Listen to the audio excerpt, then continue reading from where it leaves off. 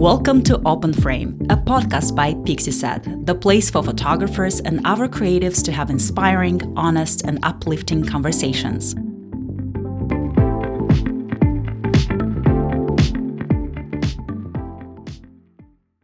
Good afternoon. How are you? I'm good. How are you? I'm still a bit sick, as you can hear. Not fully recovered from my cold or COVID, whatever it was, but I am a lot better today, thankfully. So thank you for postponing this conversation with me like a million times. No, my pleasure. Bless you. When I heard you earlier on in the week, I was like, no, this poor woman needs to be resting. But you look amazing. Like, you literally look amazing. I put makeup on, that's why. For the first time in like 2 weeks.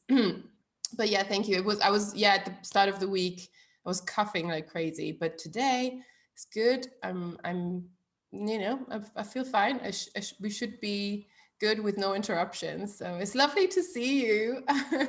You too. Even with Zoom, it's still nice to see people's faces. Yeah, it is, isn't it? And last time we saw each other was like 3-4 years ago. I don't even know. Yeah. In Belfast. Gosh, like a lifetime. Yeah, a lifetime ago in Belfast. Yeah. When I was just beginning, really, actually, just at the start. Yeah, that's incredible to me that you haven't been a wedding photographer for that long, because your business blew up. You're so successful. You specialize in elopements and intimate weddings, right? Is that right? That's the goal going forward. From here on in, it's just going to be 2023 is elopements and intimate weddings with a help, kind of a side bit of planning with those as well. But yeah, I live on the north coast of Northern Ireland, so the Causeway Coast, so Giant's Causeway. So it kind of would be wrong of me not to specialize in that when I literally have all of this beauty on my doorstep and I know the area. Like, I'm so lucky to actually say I live here. Like, I actually live in this place that people come to, which is rare. I think, so often people travel to go shoot those things, whereas I literally crawl out of bed. And I grew up with Dunluce Castle. I could see it outside of my window. And Dunluce Castle. So it's this amazing castle on the edge of this cliff, and it's iconic.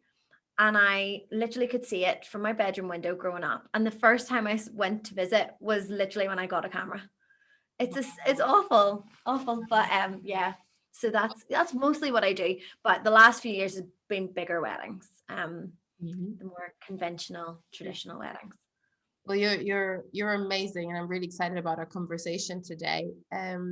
I'd love to have a little intro. Like, you already said where you live and like what you do. Tell us a bit about how you got into photography. Was it because of a friend of a friend's wedding, like 90% of photographers, or how did you get started? So actually, it's coming up to my 5-year anniversary of buying my first good camera. That whole thing. I was recovering from I was in the depths of postnatal depression after my daughter, who's now 6. And I was really, really ill, and I had really bad social anxiety, and I was scared to leave the house, and I was really low. But I'd always loved taking pictures. And I remember sitting on the sofa and saying to my husband, I'm going to buy a camera, I'll give me just to take photos of the kids. Like, imagine I was good at it. I'll never forget that sentence. Imagine I was good at it. So that was literally 5 years ago this month. So it kind of became my shield. And like I said, I was scared to leave the house. My social anxiety was really high, but when I had a camera in my hand, it kind of eased that fear. I wasn't so scared of people looking at me because I had a purpose to be out. So I went out and started photographing my kids. My son at that time was diagnosed with autism, and both my kids have autism, but he especially was nonverbal. So I photographed him just in a very natural way, and the beauty of his autism. And then I was posting these things on Facebook, and friends were like, can you take photos of our kids and this, that, and the other? And then a girl I went to school with was like, can you shoot my wedding? And I said, not a chance. So it kind of is a friend of a friend. But at that point, like I was still so anxious. The thought of something so high pressured was just none. So it took her about 4 months to persuade me to do it. And I went to her house actually with like a slideshow of all these amazing photographers and said, this is who you should be investing in. This is who you should be booking, not me. Why would you book me? Hey, Mhm. I was like, what are you doing? you promoted other photographers. I was like, what, you're an absolute idiot. Why would you take this risk? This is the biggest day of your life. And she was like, no, we want you. So that was 8 months after I bought the camera. And I shot my first wedding 10 months after I bought that camera. But in that interim period from when I agreed to do it to her wedding, I was so bad. I was that Uncle Bob at my sister-in-law's wedding in Portugal. When the photographer went home, I took them out at sunset. Yeah. So I came home, posted that on Facebook. Like, if someone did that to me, I'd be raging. But it's interesting because I had no idea that was even offensive. Do you know what I mean? Like, I had no idea you didn't do that. So I booked another wedding off the back of that picture, and then I booked another wedding off the back of like the next. I did like a couple shoot, so it kind of just snowballed. And then a year later, the confidence of that actually got me back into the workplace. But a year after going back into a full-time job as well as growing the business, I decided no, photography was where it was at. And that was 3 and a bit years ago. And here we are. Yeah, that was when we met in Belfast at the Burn workshop. I think you just had started like full time, right? Like, yeah, without a safety net and just photography, right? Yeah. Yeah. And it how was have those last 3 years been for you? horrendous in parts. And I can't there's no point in me sitting here going, oh yeah, it's been lovely and look at this and look where I'm at. And it's not to take away from the fact of what I've achieved and the job I do and what I do. I love it, but it has been so hard, so unbelievably hard. And it's kind of like childbirth for me. It's like no one can prepare you for it until you're in it. And yes, you would do it all over again because it gets you love it, like you love your child. Like I love my kids, but I mean it is hard. And then obviously pandemic in the middle of that. So last year would have been my big success year, fully booked diary. I had sold out a workshop. I had done all this stuff, and then it just all got pulled from beneath me. And because I was so new, I didn't qualify for any government support whatsoever. So I thought those first couple of years, the hustle and the constantly like booking fees and all of that and trying to just bring in new clients, I thought that was behind me. Because I had this solid diary, and then it got pulled. So it was still kind of a case of you got to keep showing up, Lauren. And I remember thinking at that time, I was like, it's times like these, if you look back in history, that the greatest success stories are made, and I'm going to be one of those. So I kept showing up, and in fairness, I have to say last year and this year and the next year are incredible. Last year was my favorite year, and I don't think anything will top it, of the weddings I shot ever. Seriously, last year, how many did you shoot last year? Even 25 still. With all the lockdowns and stuff, you managed to shoot 25 weddings. Yeah. And I got married myself. So in Northern Ireland, weddings stopped for about 3 months, but then they continued to go ahead. So it started with like 10 guests, then 15. At one point it went up to like risk assessed, but there was no dancing or anything like that. But so many people still went ahead. Like I myself went ahead and got married last year. Right, so they never fully stopped. But I think the fact that I was one of those brides that was going ahead, and I really kind of put that out there. So I attracted people like me who were getting married. I don't want this to sound wrong, but for the right reasons, like for the reasons of they just wanted to be married. So that made every single wedding I shot last year an actual joy. Like I mean, Amazing. it has spoiled me so much because they were incredible. The couples were just so thankful and so happy to get married. And it was just like, just so emotional. Yeah, it makes me so excited even talking about it. But it was so good. Amazing. Oh, I love hearing you talk about it, because obviously what you mentioned before, being a wedding photographer is really hard. Like, everyone thinks it's such a glamorous job. And then if you get to travel, oh my gosh, you have the holy grail of wedding photography if you get to travel for weddings. And but if you're not in it, you don't know like how difficult it is, and not very many people speak about it openly. We'll speak about it behind closed doors, like how hard it is, but not openly, and that's what we're here to do today. So thank you for kicking it off with such honesty, and for sharing Oh. how these last 2 years have been for you, because you're kind of like still very fresh in it, but super busy already, super booked and successful. And it's kind of even though you're at the start, you've already been through a lot, including a pandemic, running a business in a pandemic. And when we spoke about this podcast, and the things that are taboo and the things we would like to talk about, you dropped the buzzword authenticity. Everyone uses it, whether that's authentic wedding photos, authentic this, authentic that. But what does it actually mean, and how many people are actually being authentic? What does that mean to you? So this is, and you know what? I have to start this with authenticity. For me, is a daily work in progress. I think authenticity is a choice we make every single day and in every single interaction, because I think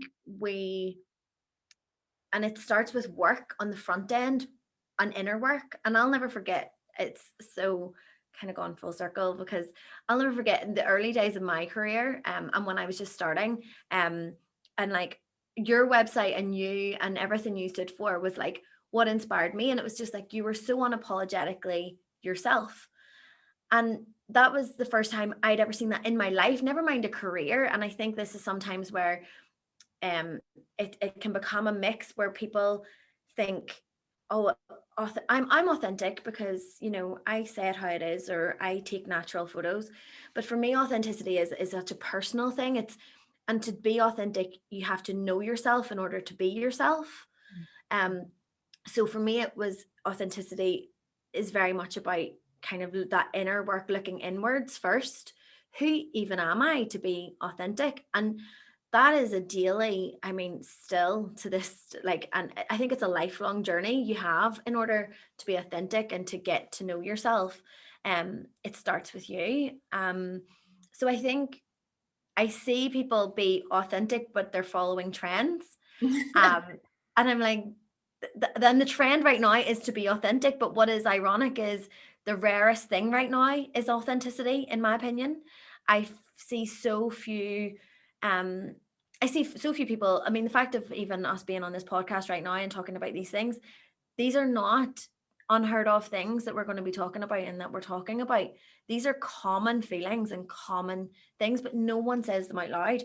And even more so, you daren't say them on social media. But I mean, I've always made a point of saying things on social media. And then I get a barrage of messages from other photographers going, "Thank you for saying that." And yes, I've been thinking that. And I'm like, well, why don't you say it then?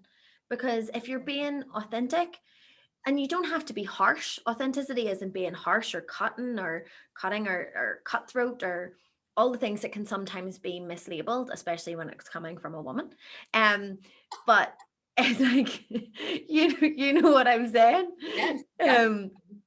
But it's just kind of staying true to who you are and what your values are. So for me, my business is a values-based business. Everything I do is with the values that I place as important in mind. And that for me is family. I have 2 kids who rely and depend on me a lot. It's honesty, and it's loyalty and an integrity, I think, just come down to it. You know, I'm the most fiercely loyal person you'll ever meet in your life, to the point of, you know, if I'm your friend, I'm your friend, like I'm there. And that goes right across with my clients. If I'm your person, I'm your person, and I'm going to show up for you. So it's just how that kind of plays through, and it filters right down through my business and every interaction I have. My clients know exactly what to expect from me because I lay it out there and I set those boundaries. So yeah, that was a really long-winded answer, but that's authenticity for me.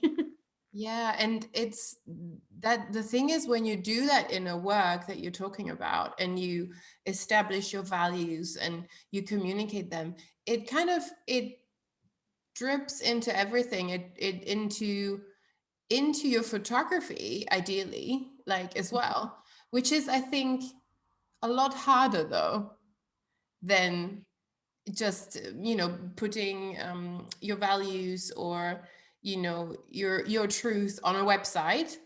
Letting that actually like translate into photography, into your actual work, that's harder, isn't it? It really is. Like, especially because we're surrounded by the trends and the awards and Mm. the, you know, all of these things. And there, you know, we all have egos. I have an ego as much as anybody else. And I'm like, oh, I'd love to win that. Or I'd love to see my name there. There is a part of me that I have to constantly keep on going, but do you though? Why though? And it's a constant question, like, well, Right. why would you spend that time submitting to that? What are you going, what is that doing for you? And if it's something that it kind of, like I say, aligns with who I am or what I want or my goals, then fair enough, then it's worth the time. But if it's not, and it's just because, oh well, such and such down the road, he's got that award, I want that too. And I read a great thing recently about, jealousy and envy, and how it can be mislabeled as a negative thing. So I don't want to say that it's, because I don't think it actually is. Sometimes I think sometimes you're never going to be jealous of something that you don't really want, or it's not in your periphery. You know, I'm not going to be jealous of someone living somewhere else if I don't want to live there, or it's not got something that I maybe want or need. But I think you have to question yourself, don't you? And that is hard when it comes to photography. For me, especially shooting for the client, or am I shooting because I've seen something on Instagram, or because I want an award, or because I want to be epic? You know, I need to kind of constantly question that in myself every day. And every time I go to a wedding, I'm constantly like, who's this for? Yeah. That's such a good point. I love that, because we love questions here in this group. I love questioning everything, and I think you have to question and challenge everything you do. Like, I'm a big why person, you know this, you know me a little bit. I'm a big why person, like, and just like what you just mentioned, why am I shooting this? Why do I want this award? Why did I take this picture? Which is has been throughout my business such a huge thing for me, when I kind of redirected my style, my approach, my vision. Was always like, why did I take this picture? Was that me? And oftentimes the answer is, I took this picture because I saw it somewhere else. That's literally, and I think that happens to so many photographers. Why did you take this? Because I saw it somewhere. Like, I thought the post was cute or whatever. I saw it on Pinterest or on Facebook. And that kind of perpetuates that samey look. It perpetuates those trends that start and end, or never seem to end. And we kind of drift away more from that authenticity that everyone wants. Well, I think for me, I went through this stage right at the get-go of my, like, and again, everything in my, I keep saying the start, I feel like my career's kind of been like a career on steroids. Like, it just went fast forward. So I kind of skipped through a lot Very of stages. much so, yeah. Like, but there is a period in my portfolio that I was doing all this stuff, and I look back at it and I go, what was I doing? Like, it just is not me in the slightest. I can appreciate it. But at that time, and the reason that provoked me to even look at it enough to see was I hated what I was doing. I would come home from weddings and be absolutely, at one point I didn't even want to go to a wedding. I had my friend like talk me down and talk me through to get to go, because when you're not being yourself, it's like acting and it's like putting on a mask. And that is draining emotionally and physically. So if you're not going to be true to you, and you're not going to shoot what's true to you, and you're not going to trust your eyes, you're then going to drain yourself even more. And that there's no creativity in that. And it just leads for a really sad existence. And for me, there's no fulfillment in not being yourself. So Yeah. I kind of think that's why we don't see people maybe staying in the industry as long, because if you're not doing something that's fulfilling, are you really going to still want to be doing it when you're 50, 60, 70, 80? You know, are you going to look back at your life? And we're all creatives. Like, we've got into this for a reason. So for me, that was what provoked me to go, well, why am I hating this so much? I really thought I wanted this so much. I love taking photos. Why am I hating it? And then when I looked at it, and I was like, well, it's because I'm not being me. Yeah. And that's just like, sorry, that requires introspection though, right? Like, and I think when photographers or creators are frustrated, oftentimes, maybe, you know, they'll go like, oh, maybe I should buy a new lens. Maybe, you know, I have to change my style. Instead of actually looking inwards, they look maybe, oh, maybe I should, you know, go to this workshop or do this. or put my prices up. See if I hear one more person say, well, you'd enjoy it more if you just put your prices up. Oh, no. I mean, yes, sure, put your prices Yes. up. But like, it's not the answer to all your problems. I've heard that so many times said to me, oh, if you'll just solve all the problems, you'll have no negative or difficult clients, or it'll all be so much better if you just put your prices up. And I'm like, no, not necessarily. You still have to look inside and find the answer to why am I doing what I'm doing, right? It always starts there. It always starts with the why. But because it's not tangible, people avoid it. Like, it's nothing like, you know, press this button in Lightroom, do this, you know, it's not a formula. It's not something tangible. So people avoid that type of work of looking at their why. You said something, I want to quote you on this because I love it. I love this quote by Lauren. If you want to be an artist, don't be a wedding photographer. Now, we might ruffle some feathers with this comment because a lot of wedding photographers consider themselves big time artists. But it's fine. We're here to have a conversation. So why did you say that? Okay, so there's two parts to this. Mm-hmm. And I say this as someone who, when I started, I could not, you know, I have no technical ability, I have no training. I'm certainly not an artist. I would not deem myself creative in the slightest, but I have a fully booked diary and have had fully booked diary. And I have, more than anything, I have happy clients, clients that are delighted with what I produce for them.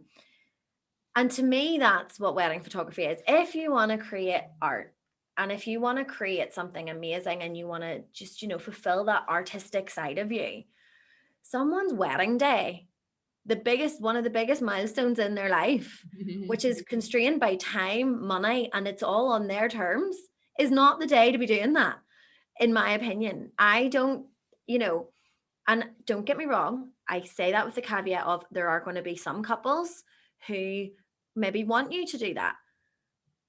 But I would say 99% want to enjoy the day that they have planned and spent an absolute fortune on. And there is time for you to get your artistic side and creative side without using someone's wedding day to do that. And that's where that comes from for me. I just think sometimes you can get so swallowed up in the artistry that you forget, well, why weddings? You know what I mean? I always ask people, why business, why photography, why weddings? And I think you need to know all three to be able to do that. What was it? Why weddings? Why business? And why photography? Oh yeah, okay, cool. And you know what? I mean, there's definitely so much truth in that, because even if you are, a wedding photographer that has a very distinct artsy style, and you're like, no, all my couples, they let me loose, I can do whatever I want. Still, even those photographers, every wedding has kind of the same flow, and has things that happen during the day. Every wedding is the same in that sense.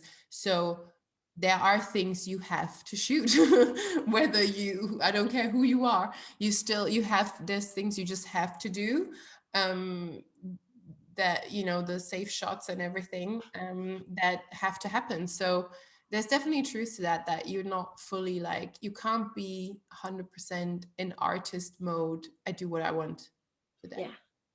And I think like here in Northern Ireland, there's a very set formula when it comes to weddings. And again, when you're kind of surrounded by this imagery and social media of, what it is to be a successful, I'm putting in air quotes, photographer, nothing that I would shoot about 80-90% of the time would ever qualify as artistic or creative, because it's family photos. It is it's standing in a line and pointing and shooting. And for me, and again, this is just my truth, for me on a wedding day,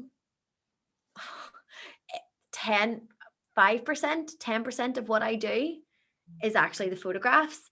The rest is the service and the experience and the emotions I give to my couples, so that they enjoy the experience of it.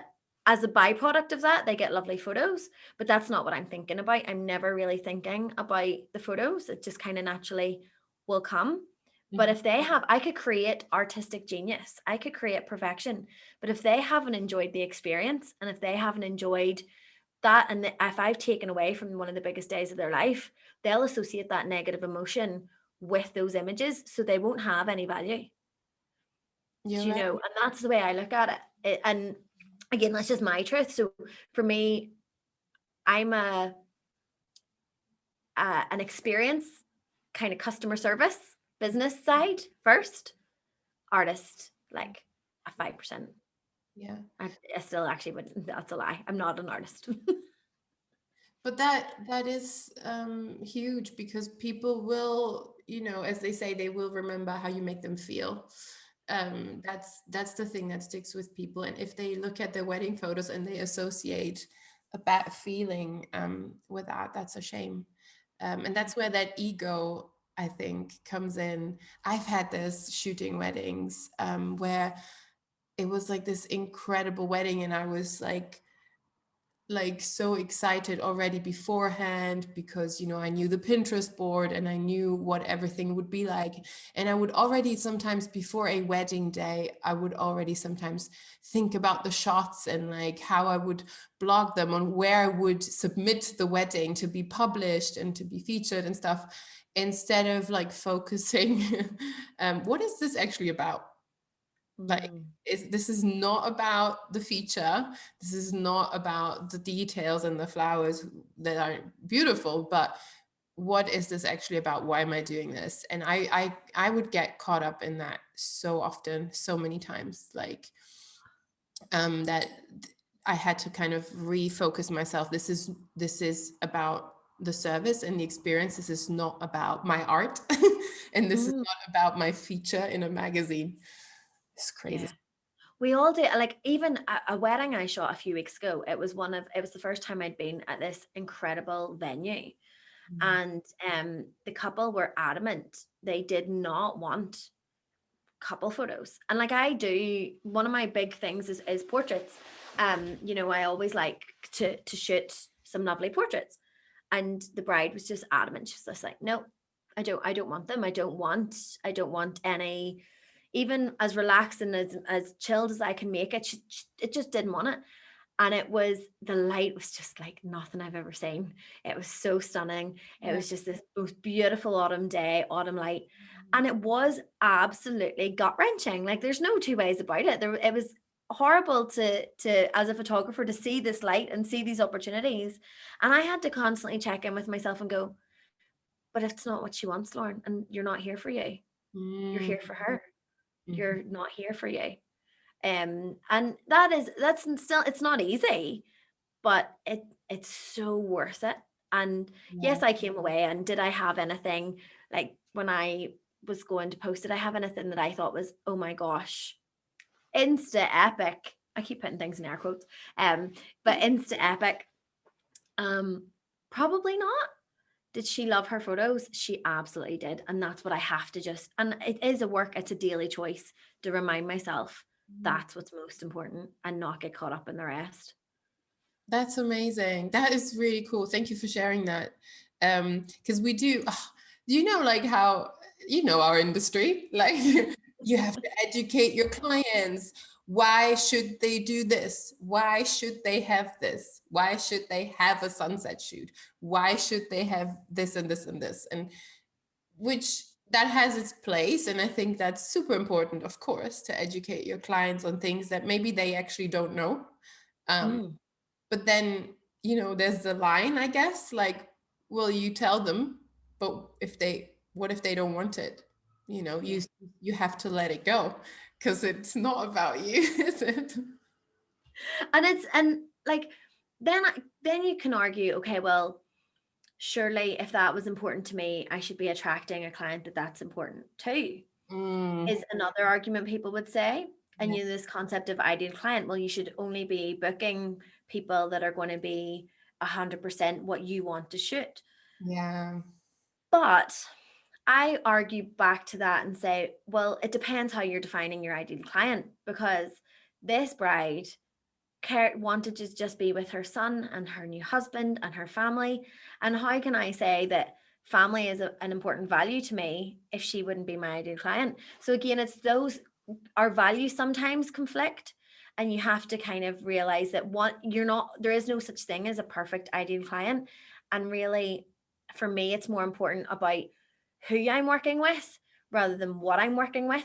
Yes. So, I want someone that's going to value family. So how can I say I want to work with someone that values family if I'm not prepared to forego an epic sunset for it, Yeah, exactly. And I think there's a difference between perfect client and ideal, because perfect doesn't exist. Like your ideal client is always like, it's never like 100% like exactly, what you want. Because again, it's not about you. That's still an individual person. And I'm sure like that, with your values, for example, there's still like a hierarchy. Like, family, for example, that you just mentioned, is still higher on that scale than sunset portraits, Yeah. So it's kind of, there's still, even, if we have our values and we have our boxes to tick, but there's still a scale of what is actually more important on that scale. And you know what, the ideal client thing and attracting who exactly wants what you want as the artist or the creative, I think in a way, it's a bit tricky, to say, I'm attracting all these clients and they're just perfect. They're exactly like me, because I think those clients are also so influenced by, most of them, they're so influenced by media, Pinterest, everything they see, everything they hear, what a wedding should be. Their brain is also so full of things and images. So oftentimes when they choose a photographer, I think it's because of trends as well. And because maybe they think this is what we want, but actually it's not really what they want, but they think that happens to all of us, right? When we do stuff, we think we want this, but we actually don't. So. Oh, absolutely. And do you know what as well? I think who someone starts out thinking is right for them, you take it, you've got often a good distant length of time between someone books you and by the time the wedding comes. I know myself, a lot changed for me between when I booked and when my wedding eventually happened, thanks COVID. But even in general, you know, we change as people, and a lot can change in a year, a lot can change in 18 months. Also, then you throw into the fact of, like you say, the different influences that come in, and we as photographers, like I heard someone say recently, book, you know, this whole thing of like booking in advance. At least if you book someone and someone books you 2 to 3 years out, you're never going to disappoint them, because you'll have improved so much in 3 years that what they've booked you and their expectations, well, you know, is more than likely you're going to exceed it. And I thought about that and it made me laugh. And it is, I guess it's true in a lot of ways, but similarly, you can also have changed your style completely in 3 years, or 2 years, or even a year. And it's really interesting, actually, that even that thought in itself, for me, because I mean, the people I'm still now shooting people's weddings who I booked, I mean, right, probably when I met you, because of COVID and one thing or another. So can you imagine like them getting their gallery now? They're blown away compared to what I was then. Which is true, but also they're also a bit shocked because I also have a lot more boundaries now than what I did then. I am much more clear and concise. I'm maybe not as, you know, available to their every whim as I might have been at the start. You know, now I have things like calendars that they book when my office hours are, because my values have changed. So it's it's an interesting thought too. It is, definitely. So we have to like go easy on those you know, popular terms like ideal client and this and that, because we're all influenced by trends and by what we see and consume. So I think it's important to not forget that. But I'd love to know from you, because you mentioned it and I love talking about why. Your whys. What are your whys? Why business? Why photography? Why wedding? Okay, so why photography is because I was good at it really naturally. No, no. It's nobody. Do you know what? Do you know what? Actually, that is part of it. But also no, I there's a quote and I can't think of the name. It's written on every talk I give, but Bruno somebody about how photography is the only language that can be understood anywhere in the world. And I love that. I love that photography is something that is just, it's an instant snapshot, not like video. And this is what I always like to differentiate, because you know, there's a lot of overlaps in other creative industries. So why photography? And I get really specific about that. I did try video, not for me. But I love the fact of how instant photography is. I love that it's just a snapshot and then it leaves it open to interpretation. And how you can tell so much just from that one, literally like 0. whatever of a second. I love that. So that's why photography. I also I'm quite cheesy in that I really like you know, romance and photography, and the fact of it just encapsulates somebody. Like there's just, I'm quite morbid, and I'm always like, I want to remember every single moment. And for a huge chunk of my life, I don't remember much of it because I went through quite a lot of trauma in my early 20s and late teens. And even with Isla, like I don't remember her first year of life because of my depression, but I have those photos, which are the only thing that ties me to that time. So that's why photography. Why business? Well, personally, I love business. I studied business. I love marketing. I love all of that. And I love that connection. But also for me, why business?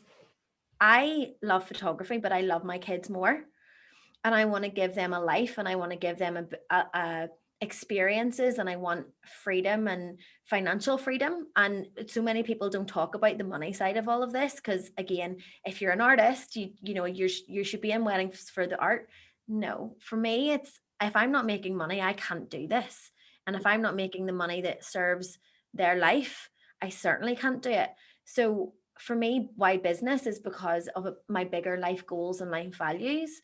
And so every decision I make in my business is anchored to that. Every moment of my time has a financial or goal related value.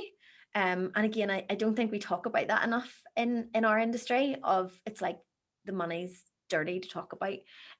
But if I'm away from my kids, it has got to be for a reason. And somewhere even without kids, just my time has a value because my life has a value. And then why weddings? So for me, why weddings? Again, I'm so romantic and so cheesy. And like, if you actually met me in real life, like my own life is not this way, but In real life. oh yeah, no, well, you know what I mean, like for anyone listening. But Anyone listening, if you met Lauren, she's a bundle of romance. yeah, no, not at all. But I grew up watching Disney like the rest of us, and whilst I have my mixed feelings about it right now, do you know what it is about weddings? There is never a day whether you have just the two of you or whether you have 30 people or 100 people or whatever. And I got to experience this in my own wedding because it got cut right down. So we only had a very, very small number of people. But there is never a day in your life where you're surrounded by more. No, that's not right. There's other days, but it's one of those big moments in life where you're surrounded by so much love. Yeah. Where if you prepare for it well, and you're in the right headspace and you've got the right mindset, you can feel a joy like nothing else in this world. And as a woman, I know for me anyway, I have never felt more on air than I ever did in my life. And it was nothing, God forgive me, it was a lot to do with my husband, but it was a lot more to do with just having all of those people that I love just want to celebrate me and my happiness. And I had experienced this year, last year, where sometimes I think we forget, or it happened a lot actually, where I had about 3 months where my photos from weddings were used in like obituary notices and for funerals where people had passed away. And I've seen this happen, but it was the first time it had happened to me. And like parents or whatever, and it's been used, and it was people I knew, so I'd seen it actually happen. And then there was one of my brides, and I didn't know at the time, and I was shooting her wedding, and I didn't know anything at the time, and everyone was really emotional at this wedding, and I was like, oh wow, they're very emotional. And what I didn't know was that she was terminally ill. And I had shot the wedding just like I shoot every other wedding, and she had kids, and I shot all this. But she was like the most amazing woman you've ever met. Like she was just full of this wonderful energy. And on this day, you could see that energy just at a different level. And then she sadly passed away earlier this year on one of the photos. And it wasn't even in her wedding dress. It was the morning of her wedding, getting her hair and makeup done, was the photo that her family chose to celebrate her. And it was because it encapsulated her at her happiest and her just feeling her very best. So that's for me why weddings, as a woman, and now that's very sexist because I haven't even talked about men, but I'm sure they feel it too. But as a woman, I know that she really just felt at her best. And that's for me, like, it's just those emotions. It's just, yes, it has its downside because it also is one of the most emotionally intense days. And we can sometimes suffer on the end of when, those emotions aren't always positive. But for moments like that and that power of we get to capture that for somebody is just incredible for me. So that's my why weddings. Sorry, that's so long-winded. I hope you can maybe trim this down a wee bit now. No, we don't have to trim this down at all. It was super important. Thank you for sharing that and sharing your whys. This was so important. I just watched 2 days ago, I watched a documentary, The B-Side on Netflix. I don't know if you've seen that. It's about portrait photographer Elsa Dorfman. And she said a sentence at the end, right at the end of the documentary, where she said, I feel like, I'm going to paraphrase, but I feel like a photograph or portrait really becomes valuable after someone dies. Yeah. And that really like hit me, but it's true. It is true. A photo is one of the few things in life that becomes more and more valuable with time. When we lose like our memories, we lose people. That's when the photos start to really matter. Yeah. I always say this to couples because, sometimes couples and especially brides at times are like, oh, I don't like how I look, or I don't like this, or I don't like that, and only send me the good ones. And I send everything, like not everything, but I send pretty huge galleries because that like quirky smile or that quirky look, it might mean nothing to me. It might not be aesthetically like, I might think the other one is more beautiful or whatever, but that's maybe more her or more him, or that look between two people. None of us can ever fully appreciate what that means apart from them. So I like to give them the choice. And I just know every single day that passes, and that's the power of what we're given when they trust us with this. And again, when circling all the way back to authenticity, so many photographers put out these buzzwords like trust me and your day and I'm here for you, but do they actually like connect with the true meaning of how much trust there is to go and be given that day or any day? But to that day, it's not just about the time and money they put into it. It's especially for bigger weddings. Elopements have a different sort of value, but for bigger weddings, they've invited those people for a reason. Those people are there for, there's some sort of connection, whether it's 10 years ago that person helped them in their first job or whatever. So that's incredible that we get those opportunities to like see all those little sub relationships and those sub little connections between people. And for me, again, it all comes back to connection. And there's never a better opportunity to capture connection than on a wedding day. So yeah, it can be morbid to think of it like that. Yeah. But when things get tough, which they inevitably will, like we've talked about, if you can come back to that, then you'll get out of bed. Thank you so much, Lauren. Thank you for sharing your wise. Thank you for reminding us to stay true to who we are, to put our egos aside when it comes to weddings specifically, or like whatever service it is we're providing as creatives, that it's not about us, and to kind of figure out what is your why, other than I want to show what I can do. Thank you. That's important too. That is important too, because you've got to tick a box somewhere. Yeah. That's true. That's true. But yeah, thank you. That's such an important reminder. Thank you so much for that today. My pleasure.